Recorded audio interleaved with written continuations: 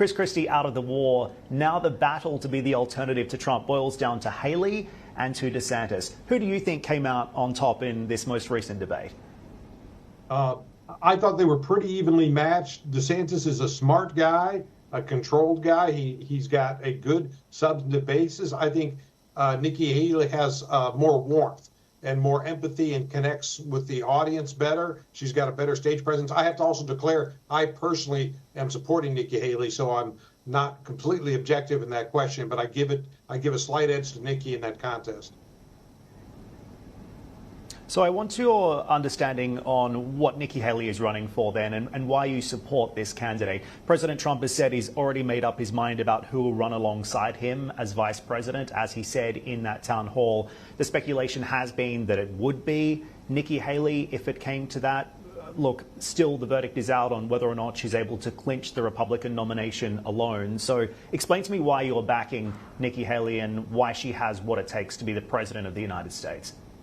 Yeah, I guess I would call my own politics sort of traditional Republican, market-oriented or right-of-center economics and internationalist American leadership on foreign policy. And Nikki Haley ticks both those boxes. She's market-oriented, and that UN background shows she understood. One of the sharpest contrasts, Dan, in this debate tonight was Nikki Haley was supportive of U.S. efforts backing Ukraine, and Ron DeSantis was dismissive of that, thought it was largely a waste of money. So to my mind, then it becomes an easy decision to say we've got to support Nikki Haley because having NATO and the U.S. and Europe succeed in pushing back against Putin is very important for our security. The numbers say at best at the moment, though, she'll be Trump's VP. Is that a likely outcome as well? I don't think that's a likely outcome, and I might be slightly more optimistic than what you just articulated. Look, I think there's a big question in Iowa. Will DeSantis finish second or will Nikki Haley finish second? Donald Trump's got the victory, but the big question is who's in second place, because then the field narrows to two, you could say, and those two go on to New Hampshire, and that's when you really have a brawl between Donald Trump and either Haley or DeSantis. So I don't think we can say today Trump's got it and who's going to be the running mate. We might be able to say that a few weeks from now, but the formal voting starts next week. So let's let the voters have their shot, and then we can come back again and assess the situation. Yeah, absolutely fair point, Frank. And I also think that, of course, there are many months to go in this race, plenty more news headlines to digest as well. So let's shift focus away from the United States. I also want your take on what's happening with the multitude of other elections happening this year, including the race in Taiwan set to get underway this weekend. Of course, we have heard the Biden administration saying that they'll be sending a delegation to Taiwan after the vote takes place. The big question is exactly how Beijing is going to respond. What's your take?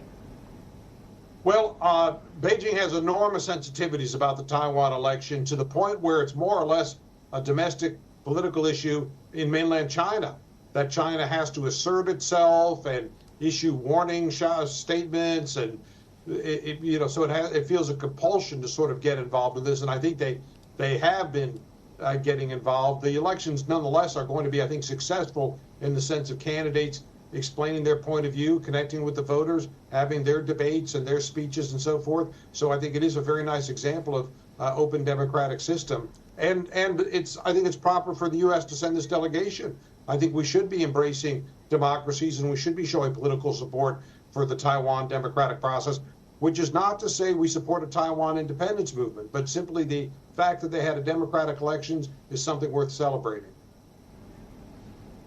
Ensuring that democracy maintains the status quo in Taiwan. Frank, interestingly, though, this could also have implications domestically, politically in the United States. There are a number of foreign policy headaches that the Biden administration is navigating right now, whether that's in Israel or whether that's in Ukraine and beyond.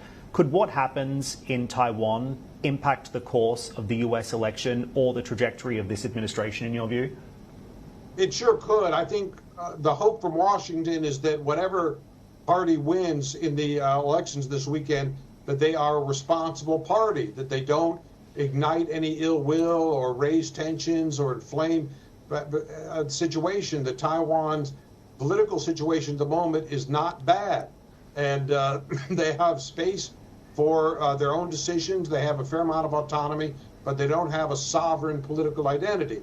And Beijing has said we can't accept that. We can't accept that move for independence. So I think the U.S. point of view is Taiwan should relish and welcome the status quo, where they do have a fair amount of political space and they can build an identity around that. And there's no need to raise tensions. I think there's very little appetite for forcing this issue at this time.